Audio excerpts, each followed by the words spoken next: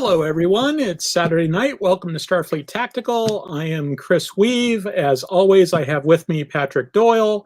Well, as almost always, I have with me Patrick Doyle. Sometimes I don't have Patrick Doyle with me. Pat, just to clear things up right off the top, do you think there's any chance whatsoever that we're going to speak for our employers this week? I'm willing to bet.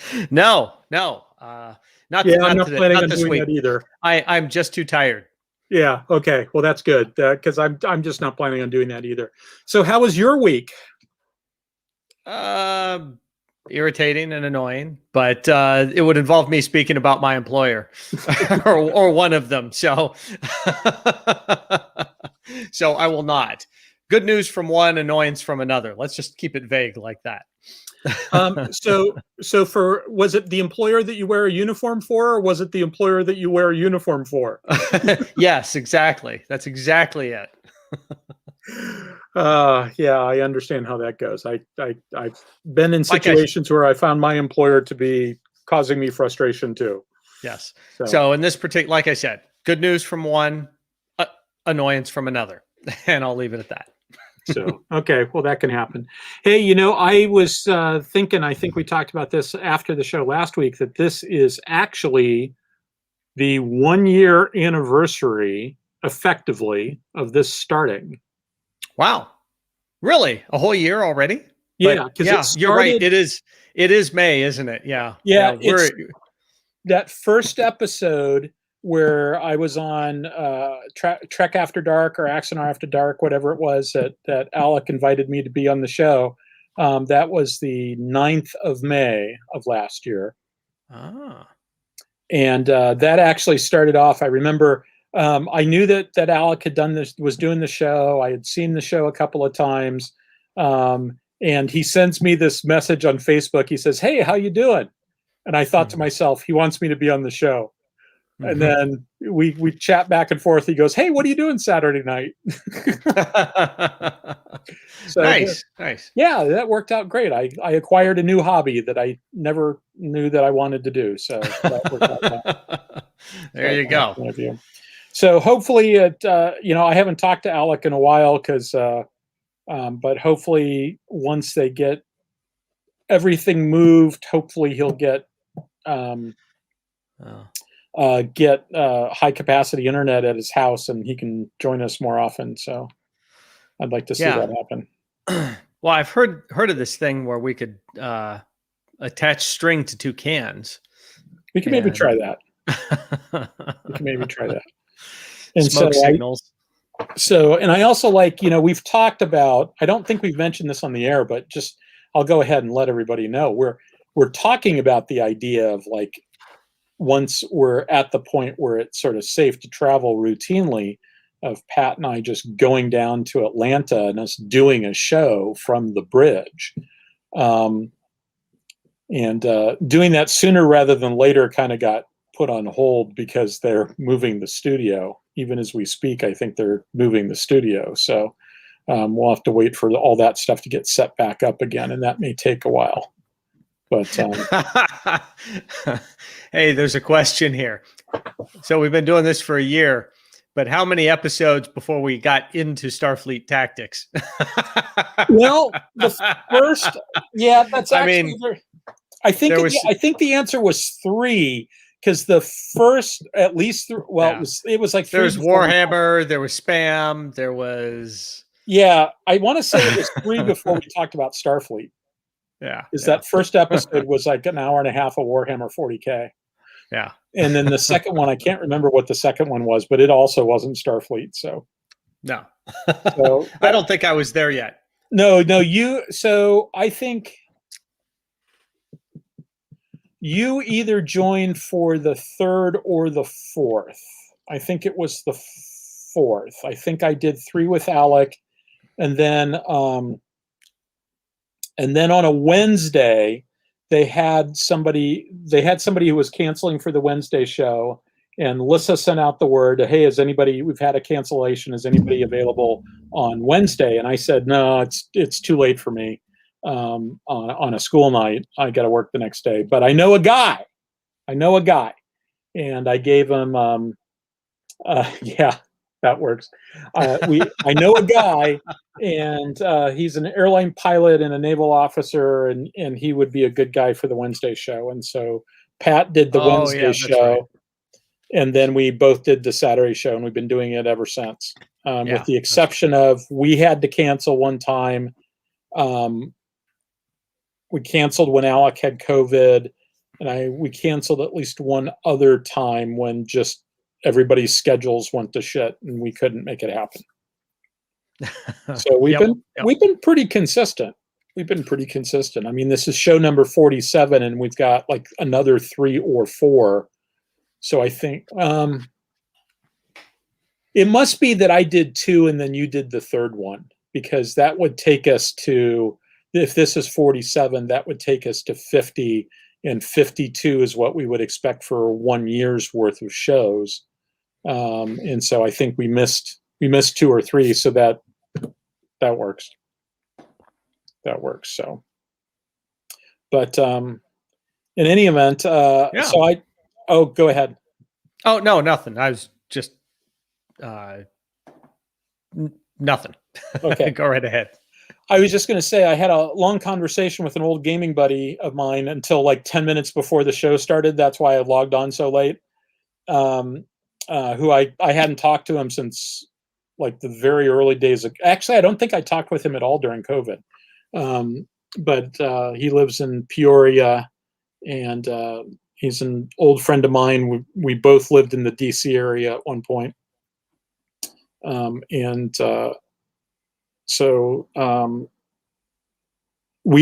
He suggested that we should try to put our own little mini gaming convention together at some point, just it sounded an awful lot like a Bunine annual meeting, actually.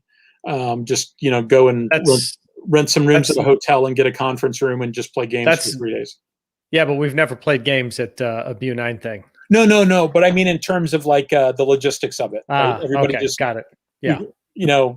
Rent a handful of hotel rooms, rent enough hotel rooms that we can get the space for cheap, the conference room space, and that would be a lot of fun. And that would be, I'd love to do that. I'd love to. Yeah, that would be fun. So Wright says that he used to live in Falls Church. I have spent many, many, many hours in Falls Church, although I never lived in Falls Church itself. Gotcha. Right outside of DC. So Northern Virginia suburbs. But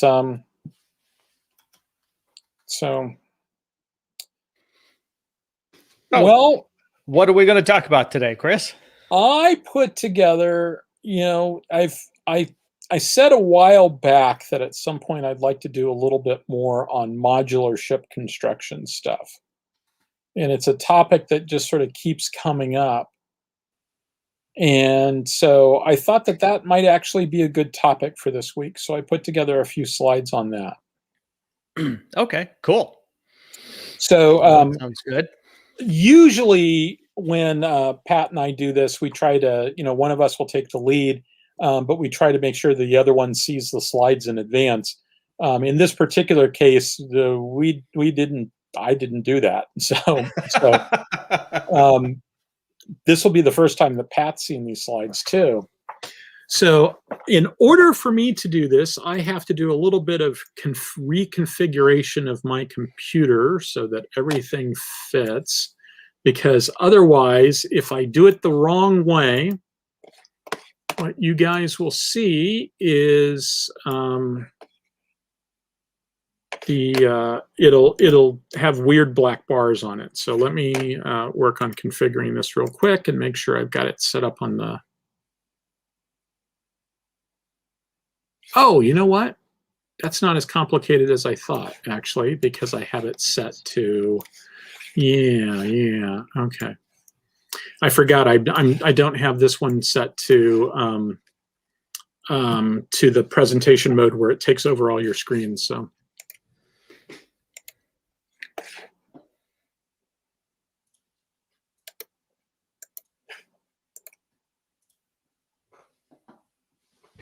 Okay. All right, so let's talk a little bit about modular ship construction. And I want to start with this, with Star Trek. So you may recall this slide is almost the same as a slide I showed about a month ago. It's a little bit rearranged, but most of the images are the same from that slide. And during that particular talk, it was a talk on what does it mean when you talk about an Explorer-class ship. I made the observation that Starfleet, just based upon the visual that we see on the screen, it appears to be the case that Starfleet has over the years built families of ships with similar major components, maybe even interchangeable major components.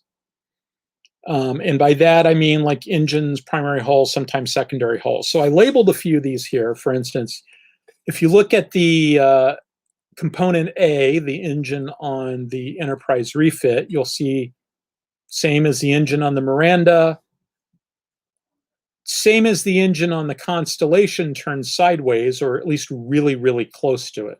Those engines look very similar. That's not a particularly good view of that engine, but it's it's pretty much the same. If you look at the primary hull on the Enterprise refit, it looks an awful lot like the foundation for the primary hull on the Miranda, which I've labeled B prime here. Looks an awful lot like the foundation for the primary hull on the Constellation, which is it's a little bit different, but you see a lot of similarities there. And the same thing with the engines on the Nebula-class and the Galaxy-class and the primary hull and even the secondary hull on that. They basically took those same parts and rearranged them into a different shaped ship. So there's lots of other examples that I could have gone off and found examples of, including semi-canon ones like all the Franz Joseph designs. If you go and you look through the Franz Joseph Starfleet Technical Manual, the original one, it has ships that were clearly built looking like the original series Enterprise with those sorts of engines and those sorts of deflector dishes and primary hulls and stuff. So you see that Starfleet seems to reuse components like that. And that's very much at the sort of major component level. The phasers are clearly the same. The bridges look the same. There's a lot of other things that they look very similar. There's clearly they've got a standard set of stuff they go to. They're not reinventing the wheel every time. And sometimes it looks like they're treating it like they've got Legos. They just have a bunch of components that they poop out of their fabricators, and then they assemble them in whatever they need to assemble them to make them work. So sorry about that. In fact, speaking of not working, I've got a bad batch of protein drinks here where they didn't quite do the right thing, and so as a result, it's not set up right and it doesn't puncture the little thing right. So that's what all that noise was. Me trying to get that to work. So there's lots of other things that sort of fit in this idea of families of ships. And I also talked about how there appear to be sort of missing families of ships. Like we see an awful lot of Excelsiors, but we don't see a whole lot of ships that look like they were built from Excelsior components. Even in places where you might think that we would, for instance, you might think the Constellation would have been built with Excelsior components because the Constellation is a more recent design than the Excelsior. Why did they go back and use the older components? I don't know. Maybe they had a bunch of them around. You don't see a whole lot of things that look like they're the same lineage as the Ambassador class. I have my hypotheses, which I mentioned before. I think that what's going on there is that you had large periods of time where either Starfleet doctrine said that they had enough ships to fulfill their current doctrine, maybe because they had built a metric shit ton of them and they just had a bunch left over. There's budgetary reasons why you might not build new ships if you've got a bunch of old ones. I mean, the U.S. Navy basically lived on the destroyers that it built for World War II until the 1960s. You had all these World War II vintage ships. They just didn't build any new stuff because we built so much stuff that it was just easier to just sort of move forward with the old stuff. Now, we built new stuff here and there, but, by and large, we move forward with the old stuff. You can end up in situations where, for budget reasons, you might even decommission newer ships, because, like, if you've got and this is a hypothesis, you've got a bunch of ambassador classes and you've got a bunch of Mirandas. If you didn't build enough ambassadors to replace all the Mirandas, and you need to simplify your fleet, you might simplify it by getting rid of the newer stuff. We're kind of seeing that with the B-52 and the B-1. We built so many B-52s and we've got so many in the boneyard that it's just kind of easier to spend extra money to keep the B-52s flying than it is to spend the money to keep the B-1s flying. And so the joke in the B-52 force is that when the B-2 bomber retires, that they'll send a B-52 to go pick up the crew and take them back to base. And you never know what the requirements are. If the requirements are that you're not doing a whole lot of exploring and you built a bunch of Mirandas that are good for sort of doing the inside the borders work that you need done, and you're not pushing out as far, or you've got a lot of star bases forward so you can do your exploration with Mirandas, then maybe the right answer is you just don't need to build anything. So that's sort of my hypothesis as to why there appears to be missing families of ships, why you don't see a lot of things with other components.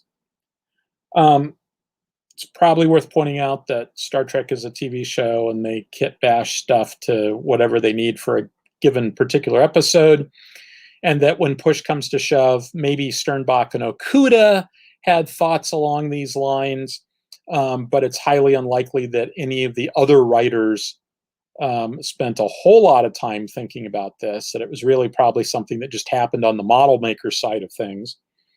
But that having been said, as a defense analyst with 20 years of experience, I can certainly come up with an explanation, as some meaningful real world explanations as to why that might be the case.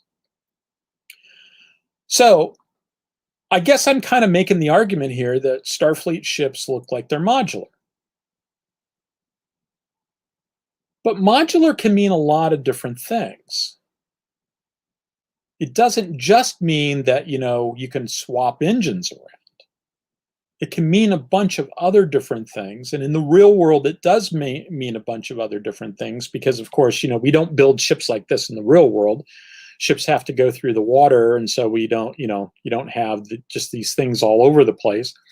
Closest we get to in the real world is occasionally you talk about things like, they'll talk about common bows and common sterns, and with the Ticonderoga class cruiser, it's built on the Spruance class hull, so occasionally we do stuff like that.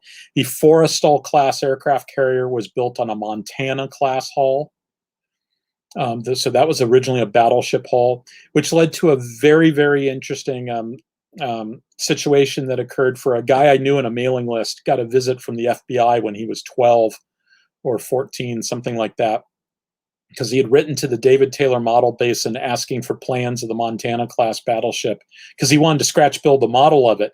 He didn't know that it was the hull form for the Forrestal class aircraft carrier, and so somebody writing David Taylor and asking for these plans got the attention of the FBI, and as like a 13 or 14-year-old, he got a visit from the FBI. So maybe you should say something. Maybe you should explain who David Taylor was. Oh yeah, so that's a good question. I really can't do a bio of David Taylor, but I can tell you what the David Taylor Model Basin is. It's at Carter Rock, Maryland, at Naval Surface Warfare Center, Carter Rock, and it's the big tank where they do the scale model testing of the seaworthiness of ships. And so for 100, 150 years, that was the only way you tested the seaworthiness of ships without actually building a ship. Nowadays, you've got all sorts of computer models and stuff like that, but they still build a model and put it in the tank, and they'll do scale model waves against it, et cetera, because it's the closest thing to getting real data as opposed to just simulated data. That you can get without actually building, a bigger scale model and putting it out on a lake someplace, or even building a full size thing. So the David Taylor Model Basin is where the Navy tests ships. It's where they test models of ships, and I've always wanted to go there. I've never been there myself, but I would love to go see it at some point. So to be clear, this kid sent a letter to that facility, yes, asking for what, the Montana class? He wanted the plans of the hull form of the Montana class, which was a battleship, a World War II era battleship that we never built. It would have been the one after the Iowa class, a little bit slower than the Iowa, but bigger and heavier with 12 16-inch 50 guns. It would have had the same gun as the Iowa, but it would have had 12 of them instead of 9. The first ship that we ever designed, first battleship that we ever designed, that could not fit through the Panama Canal. Okay. It was going to be too big for the canal.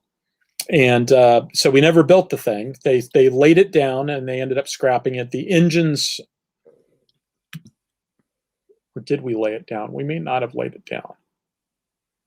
I'm trying to remember if the engines from, I want to say that the engines from one of the Iowas ended up in an oiler, and maybe the engines from one of the Montanas ended up in like another oiler or something. But I can't, but I may just be thinking about there was like a 5th and a 6th Iowa class that were laid down and scrapped. And I think that one of them had its like turbine components, et cetera, and those were used in an oiler, if I remember correctly. So this is one of those things that, if we 5 minutes with Wikipedia will answer this question. So I'm not going to spend the 5 minutes with Wikipedia now, but if you really want to know, you can go check Wikipedia. No. I was just trying to understand how writing a letter. Oh, okay. Yeah. So in any event, so he sends this model because he wants to do a scratch built model. He sends a thing off about a ship that was never built and discovers, oh, wait a minute, that's actually something that we did build, something like that. And they thought it was someone being clever for the ship form, to get the ship form of the Forrestal. Yeah. Well, they thought that maybe this, they were expecting it might have been like a Russian agent. Instead, they got a 13-year-old. Right. So cool. Who, to the best of my knowledge, the 13-year-old was not a Russian agent. So, anything else so far, Pat? No. I was looking through a couple of the little source books, because they do have some ships like the Rigel class and the Merced class that do look like derivatives of the Ambassador. Obviously, we never saw them on screen, so everything you see here on this on your slide we saw on screen. But there appear to be some derivatives of these other ships. Specifically, we did see the Centaur, which is clearly an Excelsior. That's like an Excelsior destroyer, right? It's single engine Excelsior. Yeah. No. It's a Excelsior saucer with essentially with 2 warp engines off the back. So it's a Miranda equivalent. Kind of. Yeah. Okay. Yeah. And so anyways, there are a couple others that appear to be derivatives of some of these others. And then there's things like the New Orleans class, which kind of looks like a smaller early, and its hull shape looks like kind of the Galaxy class. So the Galaxy class was sort of built in that particular form and shape. So. Yeah, and some of these we see on screen, some of these we never see on screen, but come from sort of official or semi-official sources. Yeah, right. And you've got all the fandoms produce stuff. Oh, one other thing it's probably worth pointing out is that not all starships cost the same amount of money, so you might end up with having a high-low mix sort of things. And in the real world, there is this common misperception that in the real world, that every time you get rid of a ship and replace it with another class, that the new class is better, faster. Well, it's never cheaper. It's always more expensive, but it might be, better, faster, more capable, et cetera, et cetera. And that is by no means guaranteed to be true. because that's not why that's one of the reasons why you might replace a ship. You might replace it because it's become obsolescent and you need capability. You might also just replace it because it's old or expensive to operate and you're looking for something that's cheaper, or it's just been rode hard and put away wet and it's time for it to go away because you're paying too much to maintain it. And so there's a whole bunch of reasons why you might end up replacing a more capable ship with a less capable ship. And the other thing is, like, I talk about capability as if a ship only has one capability, right? Ships have multiple capabilities. They do multiple things. And so it's not unusual to have, like, this one is better at this, but not as good at that. You see that with automobiles too, right? I got much better gas mileage, but it doesn't handle as well in the snow because it's a lighter car. It gets better gas mileage because it's lighter, but it doesn't handle as well because it's lighter, right? So is your new car better or not? Well, depends on what your judgment is on that. And so you see that in the real world with ships all the time. Sometimes new ships will not have capabilities that the old ship had. Sometimes the new ship has that capability, but not to the same degree. There's a difference between capability and capacity. Sometimes the right answer is you just want to build a shit ton of them. And so you saw that with the F-16, where, the F-15, with the F-15 and the F-16, we tried to do a high-low mix. The F-15 was the high, so it was the really high capability one. The F-16 was a lot lower capability, but you could buy more of them. That was entirely the plan with the F-16 and the F-15. And it's funny, to this day, I know people who think the F-15 is way better, and I know people who think the F-16 is way better. And it's really kind of funny how that works out. But in any event, next slide. So let's talk about modularity in the real world, because I talked about modularity and I talked about, maybe just mixing and matching, engines and saucers and stuff like that. But in the real world, there's actually multiple different kinds of modularity. Well, first of all, when I talk about modules and modularity, etc., what am I talking about? This is a definition I got. Oh, I forget the exact source. The guy's last name is Abbott. And if you do a search for modularity, like the ship modularity, you'll find a bunch of stuff that he's produced through his consulting firm. And it's all really, really good stuff. And it's definitely worth looking at. And I knew that I had forgotten. I was going to go back and put his citation on here, and I totally and completely forgot. But you should be able to find it in Google. He talks about modules are structurally independent building blocks of a larger system with well-defined interfaces. So they're not part of the ship's structure. They're independent of the ship's structure. You can build a larger system, and that larger system may be the ship itself. And it's got well-defined interfaces. So inside the box, it can do whatever it wants, but outside of the box, it has to plug in particular ways. And so it might be at the level of, like, I want a light bulb. I'm going to put a light bulb in a lamp, right? Light bulbs are standardized. They all sort of plug in. They may be different colors. They may be do different things on the top end. There's a couple of different standards. You may run into non-standard light bulbs, but 95% of the light bulbs out there, at least in the US, plug into a standard light bulb interface, even though they may do all sorts of different things. They may be computer controlled. They may be this, that, and the other thing, but they all look the same when they get plugged in. So that's a standard interface. These can be partitioned into discrete, scalable, and reusable modules consisting of isolated, self-contained functional elements. So it does a thing. That's what that means. It does a thing. And you can get more capability or more capacity anyway by adding more of the things together to do the thing, or you can get less. This applies at all levels. Computers can be built this way. You can build ships this way. Note that when I get down below, actually, I'll wait until I get down below because I'm going to be down there in just a second. So what are the advantages of doing it this way? Well, you've got a cost advantage. You can mass produce these things. You've got a testing advantage. I don't have that on the list, but you can test these things before you build it into the ship. If you're constructing it in the ship, you can only test it once the system is constructed. But if you're constructing it off the ship, you can test it off the ship and then put it in. It can give you flexibility because, like, as you're constructing something, it's like, I need to, I wanted that instead of that. It makes it easier to upgrade things later on. Maybe you can build a common hull and you can say, I want this one to have 2 SAM systems and 1 ASW system, and this one to have 2 ASW systems and 1 SAM system. But you can sort of mass produce all the parts, but you can be flexible in terms of how you put them all together.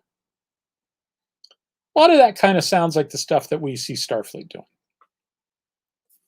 So let's look at some of these types of modularity. So I'm not really going to talk a whole lot about component sharing. That's really just kind of the idea that, like, the phasers are sort of their own thing. And so, it has a standard type 9 phaser or type 10 phaser on it. So you got major sub-assemblies and they're just sort of their own thing. And maybe they've got, they all use the same kind of I can't remember what Star Trek, the circuits in Star Trek. I can't remember what they're called in Star Trek. I keep wanting to say Molly circs, but that's the Honor Harrington term for it. All the different, like isolinear chips. So, you've got they all use the same kind of isolinear chips, and they all use probably the same sort of computer sub-assemblies, and then you sort of build a larger system out of that. You can have different types of construction modularity, and one of them is block construction, which does not actually fit the modularity definition above, but I bring it up because a lot of people might think in those terms, and I wanted to specifically address it. When aircraft carriers and cruise ships are built, they'll do these super lifts where they build a whole big chunk of it, like 50 or 100 tons of the ship, and they lift it all up and they plop it down. So you've got this thing that's like 4 stories tall, and it's this, and it's just huge. And they plunk it in this place, and they weld it in and connect all the pipes, et cetera, et cetera. And then they put the next big block in place. So yeah, that's kind of modular, and you can test a bunch of stuff beforehand. And so yeah, it kind of meets this, but that's not really what I'm talking about here, because those things are not structurally independent. You're really kind of building the structure out of those things. It's not really independent of the structure. So while useful and while that's a great construction technique, to some degree, those are sort of arbitrary groupings, right? If your crane couldn't lift 100 tons, but it could lift 50, those blocks would be 50-ton blocks, right? And they'd sort of be approximately half the size. And there wasn't anything magical about that size versus the other size. It's just what the crane could handle. So it's not really the sort of self-contained thing that I'm talking about here, but I wanted to mention it because when you see pictures of ships being constructed, you see that. It's not really what I'm talking about. I am talking, though, about pre-configured systems. And these are things that are shipyard swappable, maybe. They're generally welded in place, or very firmly attached in place. And you see things like that with the German MECO system. There's been several MECO ships built. They started those in 1975. The German Navy has a bunch of them, and it's a pile of parts, and they can plug them into ships.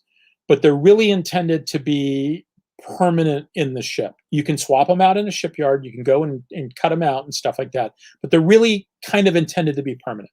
It's a major upgrade to go in and change it. It's intended to be a major upgrade to go and change that stuff. Most U.S. systems fit in that category. Like at one point, when the Spruance-class destroyers were originally built, they had twin missile launchers up front. And at some point, they pulled the twin missile launchers and put in VLS tubes, vertical launch system tubes. The U.S. vertical launch system comes in a couple of standard sizes, and it's just sort of a module that they slide in. They can pull that out later. They can swap it out with something else. They're not really planning on doing that. It's feasible, but it's not really, it's more about a construction technique. It's more about making that construction stuff easier than it is about being able to change the system. That's not quite the case with what I call reconfigurable systems. And those are routinely swappable in the shipyard. And the primary one of that is a Danish system called Standflex, which they've been doing since 1985. Standflex modules are intended to be swapped out routinely. So ship goes into the yard, it's got anti-aircraft capability. It's basically an anti-aircraft ship, and they decide they need another ASW ship instead. If you got the modules, you go into the yard, a month later you come out and you're now an ASW ship. They've swapped out all your modules. Now, as is always the case with these things, it's easy to say swap out the modules, but there's more constraints in that. Like some of the modules are heavier than others, and you can't put them high in the ship structure.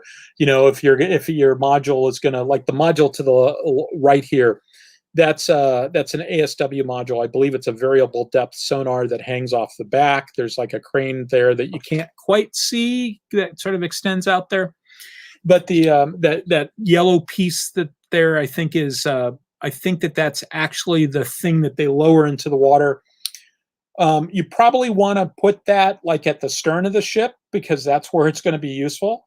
And so not every module can go in every location. You still have to worry about weight and balance and all those other things. But, you've got a lot more capability. And when you're designing the ship, you design it with those things in mind as well, right? You know that if you want to put a heavy module on the ship, you have to have a socket that's low enough that you can put a heavy module on it. So you plan all that stuff out in advance. But those are really intended, they market it as you buy this kind of ship, and if you decide you've got too many of one type of ship and not enough of another, we can fix that for you. You can take it into the shipyard and just swap out parts. Then there's what I call mission modular systems. And one of those is just the sort of original mission modular system, which is the aircraft carrier. How do you upgrade an aircraft carrier? Well, a lot of the capability of an aircraft carrier, you upgrade it by flying off the old airplanes and flying on the new airplanes. Is it really that simple? Of course not. It can't be that simple, right? Because you've also got all these radars and stuff on the ships. You've got support equipment for those things. Sometimes if the new airplane is too big, for a while, I talked earlier about several episodes ago about the 1975 ship reclassification. One of the things that occurred during that reclassification was a bunch of, we used to have ASW aircraft carriers and attack aircraft carriers. The reason why we had the two different kinds was the ASW ones were all older carriers, World War II vintage, and they were small, and they couldn't take high-performance aircraft. So ASW meant they were primarily flying helicopters, and they were small. As those ships left the fleet, it no longer was useful to have a separate designation for them. And so these days, pretty much, a modern aircraft carrier can take whatever type of airplane will fly off an aircraft carrier. But, you still have to sort of swap out the support equipment, et cetera, that goes along with it. And that's one of the reasons why the new Ford class, one of the benefits of the Ford class is that with the Nimitzes, there's support equipment that they've added to the ship that they have to put in the hangar deck, in the hangar bay. And they've got other places that they could put it in the ship, but the problem is that it's all stuff that it's like engine test equipment. And so in order to use the engine test equipment, you need to be able to move an engine into that space, and engines are big. And you don't have the clear lines of approach to move the gear that you need to move next to the test equipment. And so you end up having to put the test equipment in the hangar bay. So a friend of mine made the comment that he's knowledgeable of these things because he works for that particular office in the Navy. He said, it's like getting a hangar bay that's 50% bigger, or not 50%, 30% bigger, 1/3 bigger, because one of the three bays of the larger hangar bay in a Nimitz class is clobbered with all this test equipment, and they're going to be able to move that stuff out. So even though the hangar bay on paper is the same size, they moved a bunch of stuff out of the living room into the storeroom, and now as a result, they've got more space in their living room. The other type of mission modular systems are like LCS mission modules. I mean, LCS takes StanFlex one step further. StanFlex involves when you go in to change your ship, you have to undo a lot of bolts and you need a crane to lift everything off, and you got a lot of plugging and there's lots of wiring and testing and all this other stuff. It's not really intended to be routine doable. You can do it relatively fast in a shipyard, but it's not the sort of thing that you go and say, next week I need to deploy this ship, so I need to do it like this week so that next week I can deploy that ship. Whereas LCS, that is entirely how it was intended. As part of the description of the mission of LCS was you can send the ships to a particular location and they can they can go as minesweepers and they can do the minesweeping mission. And then when they're done, when they've swept all the mines, you take the minesweeping gear off and you put this other gear on, and now they can do this other mission. So it's the same deployment. They just have to go into port and they do the quick swap out and then they go back out and they're ready to rock and roll. That's great. That ability to be operationally swappable is great. Maybe someday they'll be able to actually make that work. But in the case of LCS, a lot of those modules, turns out there was a lot of technological risk. They were pushing the envelope in a lot of different ways. And with a lot of those modules, turns out they weren't quite able to make them work. And as I actually predicted this at the time, modules are expensive, so they're never going to build enough modules to be able to have a supply of modules in the warehouse for them to swap. And as a result, my prediction is nobody's ever going to swap an LCS module except in the circumstances of doing a demonstration about how they can swap LCS modules. Yeah, well, at some point, funds are limited. So yeah, you end up being able to buy a bunch of modules and a couple ships, or you can have one module per ship and have as many ships as possible. So... and it doesn't help with the fact that the entire LCS program went over budget. Well, the other one is, I believe they have a relatively small crew, but it doesn't have the facilities necessarily to host all the additional people that come with the module, as I understand it. And further, they typically also they have 2 crews per ship. Yeah. So blue and gold. I think they just leave the ship out in theater and then they just fly the crews back and forth out there. It's unclear. It probably depends. They talked about that, but that would imply the ship didn't break.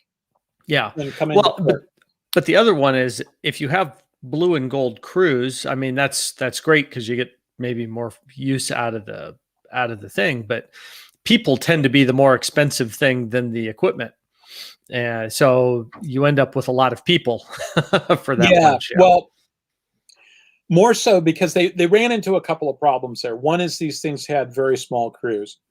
They from the very beginning they had very small crews, which means that everybody had to be cross-trained, which means every one of your sailors had to be like your top performer because he had to be able to do like 12 different jobs. Yeah. Right? And well, the other one, I mean, like if the ship's crew is about 40, in theory, that means 13 people running the ship at any one time. Yeah. Because people have to sleep and have a little bit of off time and stuff like that. But probably the reality is everybody works 20-hour days is more likely. Yeah, everybody ends up working 20-hour days. And I see Scott Voigt posting away, our former SWO, and unfortunately I'm not able to both do the talk and read what he's saying, which reminds me, I still haven't gone back and done all the comment stuff. I haven't abandoned that plan. I'm still planning on doing that. It's just been busy. And I especially look forward to going back and taking a look at all the stuff that Scott's posting in there. So yeah, they ended up with the very small crews. They decided they were working the crews to death. They all had to be super high duper cross-trained performers, etc.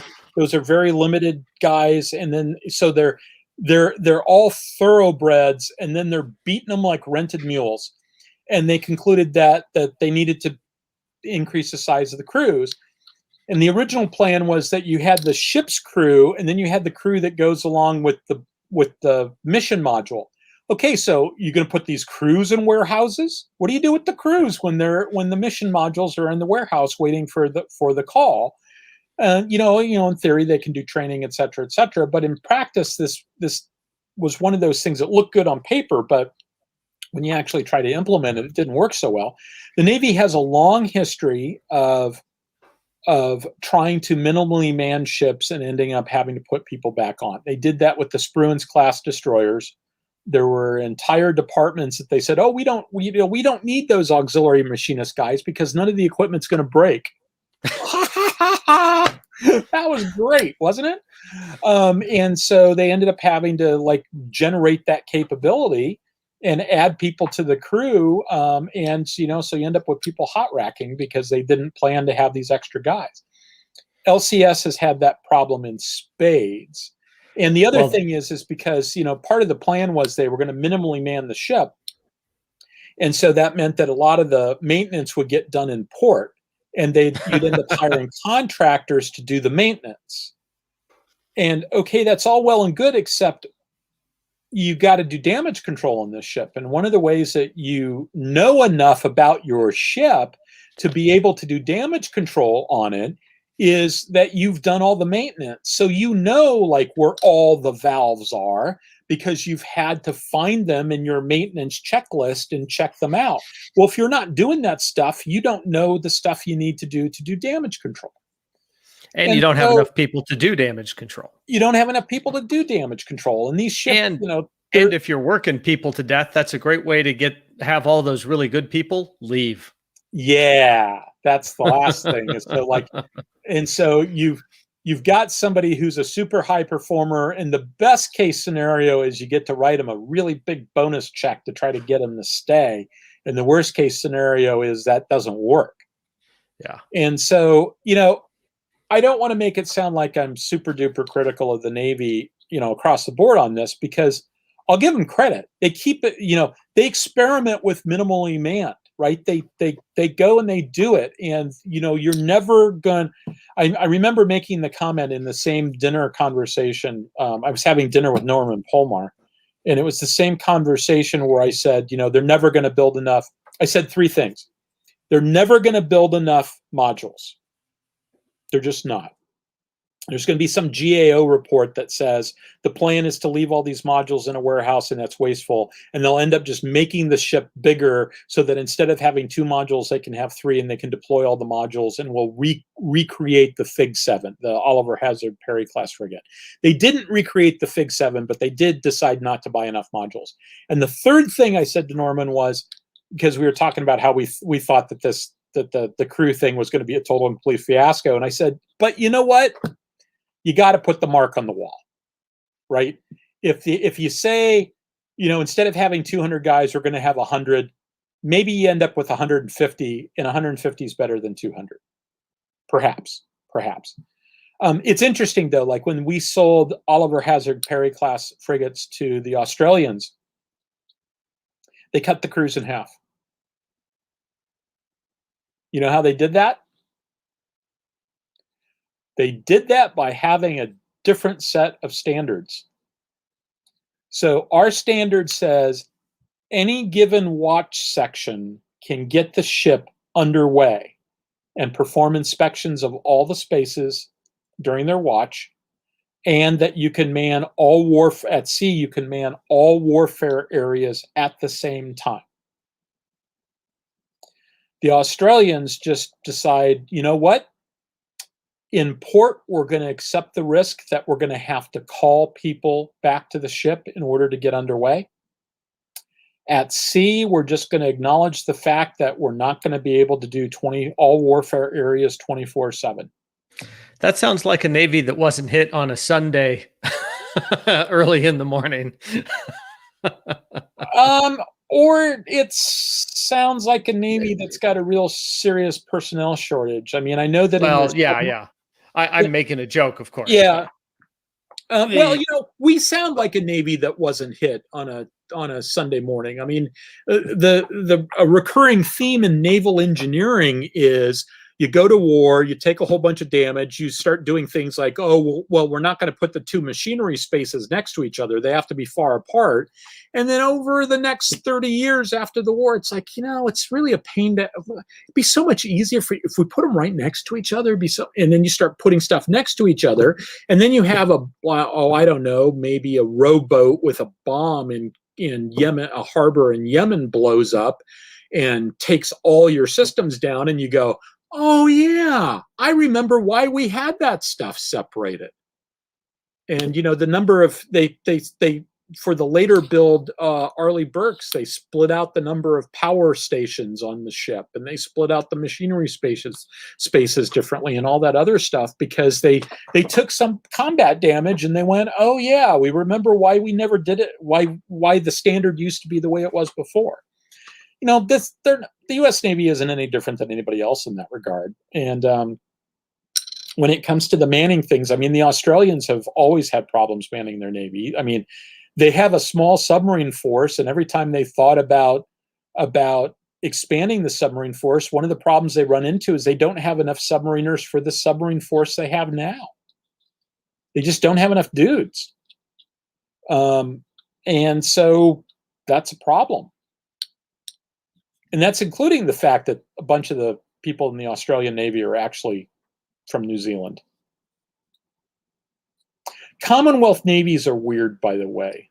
Since they all have the same head of state and they all take the same oath. I mean, the oath is exactly the same.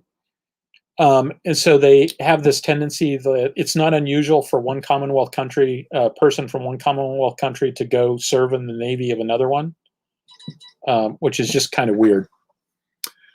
So in any event, that was mission modules. Let's take a look at some examples from science fiction. So this is from a book called Handbook for Space Pioneers, a manual of the Galactic Association. This book came out in the 1980s, maybe late 70s, 79, 77, something like that. And the one author, Stephen Wolfe, has turned it into a website. So these images came from the website. The one on the right is a direct scan of something that was in the book. The one on the left is a scan of a black and white thing from the book that's been superimposed over a planet. And you can see on the left what the different parts are. These spires, these long things here are huge. Each one of those is like the size of a 40-story building. In fact, those, when they get to a colony world, there's a special tug that lands them and they turn into apartment complexes basically on the planet. So these ships are huge. In fact, if you look on the right, you'll see that the length of a ship is 2,600 meters. So 2.6 kilometers. But if you look on the right, you see all these different design variations. And the way to read these are, you're looking at it from the front, and you've got the spires are always in a hexagonal shape. And then you've got engines that you can bolt on.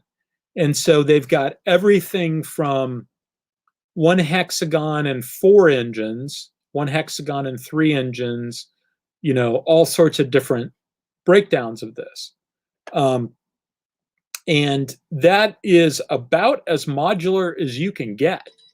And and given the fact that when you get to your destination, these colony ships, they basically leave parts of the ship behind, and then I guess they fly back home. I don't remember the details of that.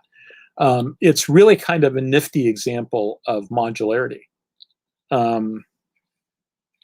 So have you seen this before, Pat? Have you seen this book? No, I have never seen it. This is first for me. So it's you can generally find used copies that are not too terribly expensive.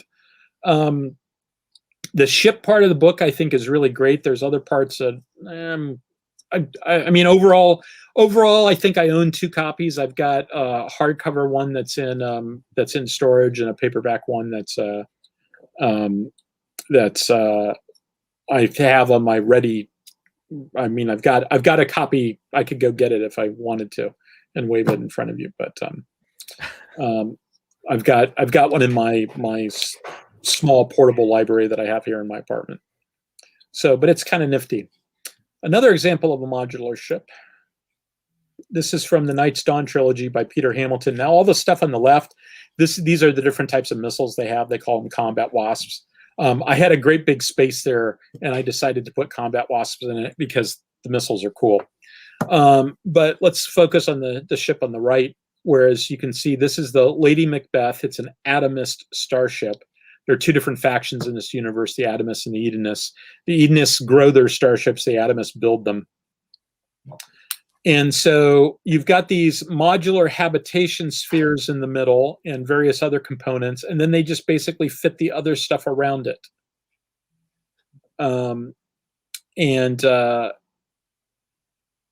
I see no reason why those life support modules wouldn't be sort of self-contained, right? You know, my guess is it's like, oh, this is a ship of such and such a size, we need 4 modules. This is a ship of a smaller size, we need 2 modules, that sort of stuff.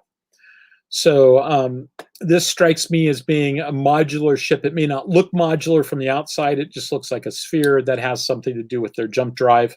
The jump drive field is spherical, so almost all ships are spheres because it maximizes the amount that they can jump in any given jump. But the different components are sort of within that shell, and then they sort of fill in components around the shell. So here's a couple of Star Trek examples. This is a Canon Star Trek example, and this is, of course, the Danube-class runabout, which is very modular. I mean, it's modular at the point where you've got a command pod, you've got the warp sled. Some of them have a torpedo module that fits on top. You've got a cargo module, and even the back part, you know, the cargo, that cargo section is modular. You can have multiple pieces of it, and you can sort of build the ship that you need to build. Now, you know Deep Space Nine a lot better than I do. I don't recall ever seeing any evidence that they ever reconfigure runabouts. We have seen the torpedo pods on the top of it. Right, but I mean in terms of that you know, the part that's sled, I don't recall ever seeing any of them taken apart like this. So I mean, you know, I'm old enough that when I look at this, what I see, and this is another thing I could have put in there, what I see is the Eagle from Space 1999, right? Yeah. And they had all sorts of different pods that they could put on there. Yep. That had all sorts of extra capabilities, et cetera, et cetera. And it would seem that it would be, you know, a really good way that you could mix and match your capabilities. And then they just didn't seem to ever use it in Deep Space Nine. So, yep. And then I've got a non-canon example from a guy named Mark Kingsworth that I've mentioned previously a long time ago. But this is the Insignia-class ship. And each one of these pi wedges is a module. And so they can That is pretty cool. Yeah. And if you look at the bottom, you can see that the disc on the bottom is bigger than the disc on the top. So these modules aren't just wedges. They sort of, the top part of the wedge extends farther than the bottom part. I've seen exactly one illustration that shows the wedges, that shows a ship with wedges off. And somebody clearly just took a top view of the ship and erased the wedges because they didn't have that difference between the top and the bottom view. It wasn't correct. I've never seen any illustration with the wedges out. Well, you know, I've never seen any real discussion about what the various module options are, etc. I think if I were designing this, I might have designed it with the wedges being a little bit different in that I probably would have had a directly in front. There would have been, rather than it being a seam between 2 wedges, I probably would have had 1 wedge with the idea that wedge in front probably doesn't change a whole lot. In fact, maybe it's not even a wedge. Maybe it's just part of the ship structure and it doesn't change. But overall, this is a really seriously cool idea. it does sort of beg the question, though. It's like, okay, this is sort of like LCS. It's modular, but the modules are really designed for only this ship. Standflex, one of the things about Standflex is you could build a cruiser, you could have a Corvette, or anything in between. And, a cruiser might have 7 or 8 Standflex modules, and a frigate has 2. And so you can mix and match, and you can just plop them in. This is really designed as modules for the Insignia-class. Unless the idea is that there's some other ship out there that can use those same modules. And so now you've got yourself into that same question that LCS ran into. How many extra modules are you willing to just have sitting in a warehouse somewhere and not being used? It's unclear.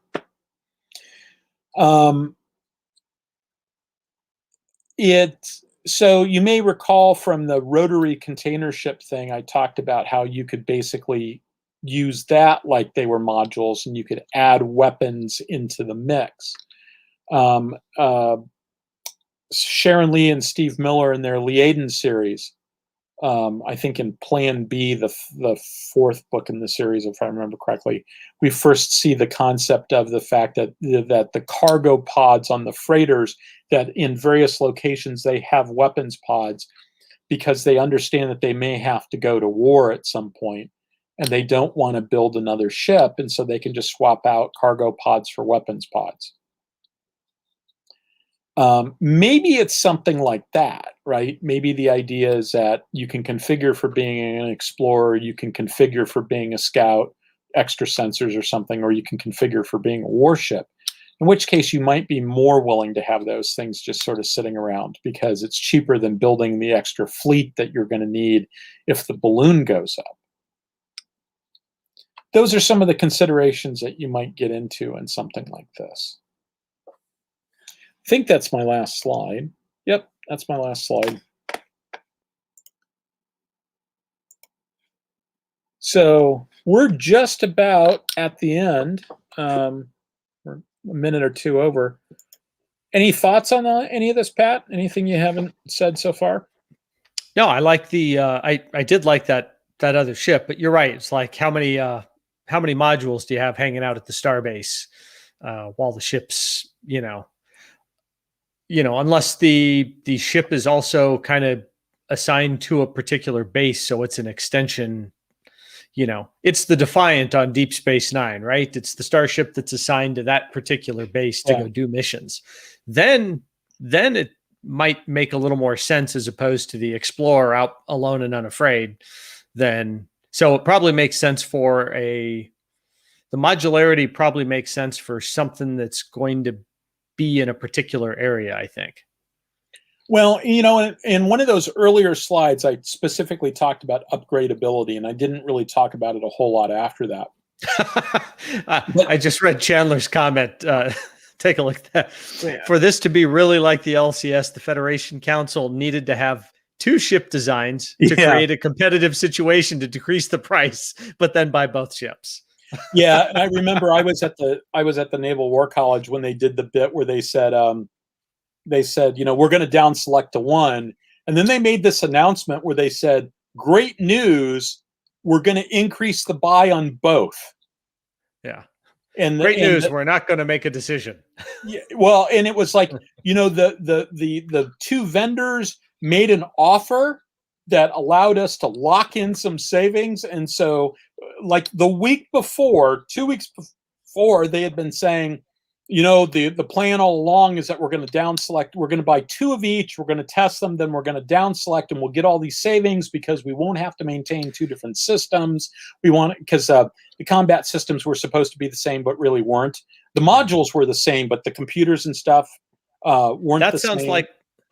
That sounds like operational deception on the Navy's part. Maybe the Navy actually did that right this time because neither of those companies could afford to build a ship and then just have the Navy go, we're not interested. Right. I mean, I don't know that any business that could, because you're talking what, hundreds, tens of millions of dollars. hundreds of millions of dollars to develop one of those things. The company's taken an awful risk. Yeah. Lord Vader. Well, they got paid for it, right? I mean, those first ships are really expensive, but I mean, the Navy is excellent at operational deception.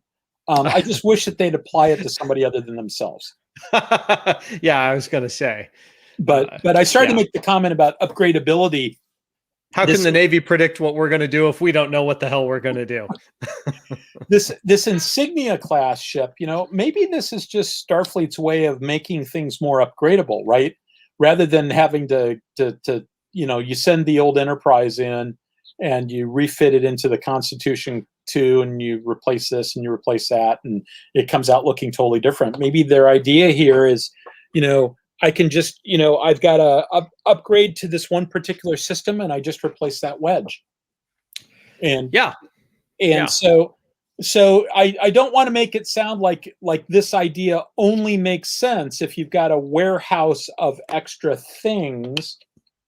It might just be that they're thinking about the future and the plan isn't to have extra ones around, although you might, like I said, to turn something from an explorer into a warship. Maybe the real plan is to have is to just make it easier to upgrade. Speaking of the modularity, though, the Nebula-class, obviously that pod on the back, that's a configurable thing. Some are sensors, some are weapon pods.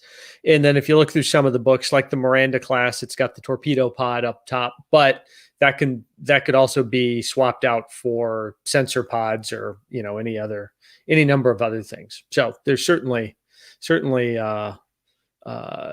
some pods and things that can get swapped out for those Miranda and Nebula type ships. And even if they don't intend to swap something like that design, you sort of look at it and you go, I don't have to rip the entire ship apart to get that thing out. Yeah. Right. Yep. Even if you were building it with no intent whatsoever to swap it out, it's not in the guts of the ship. It's on the top. It's going to be fairly easy to change it. Yeah. Yep. And so, I'd love to see the Starfleet doctrine document from any time period on how they think about this stuff. The closest we have to that is in Next Gen Tech Manual by Sternbach and Okuda, where there's a little bit of discussion about that. They do talk about, basically the families of starships in the galaxy was going to be sort of the thing that they were going to base a bunch of stuff on. And we see that with the Nebula, et cetera. But, I'd probably need to go back and look at the Deep Space Nine book again, because my guess is there's probably a section in there on the Danube-class that I there is. And reread. Yeah. There's a whole section on it. But that's just a wonderful design. There's a whole bunch of things I really like about that. So in any event, that's what I got to say about modularity at this point. If anybody, I'm going to try to go through the chat at some point, although it's unclear as to whether it's going to happen this week or not, because I'm still playing catch up from having been gone, and some things in the day job are ramping up more and more. So, but I'm going to go back and do that. The DS9 technical manual does at least have a picture of little modules, different modules for the Danube. So, okay. Yeah. So it's official. It's official. All right. Sounds good. Well, it was a pleasure as always. And I will see everybody later. Hope to see you next week. And one quick announcement for those of you that had expressed interest in the game that we kind of, we did a show on and demoed. We are working on getting a tabletop simulator thing, and maybe getting something set up where we can get several different, play testers essentially. So for those of you that are interested, keep that in mind. And we're probably a few weeks away from being able to do that. It's just been pretty busy, but hopefully we'll have that set up soon for anyone who's still interested. Okay, that's it. Good night, everybody. Good night.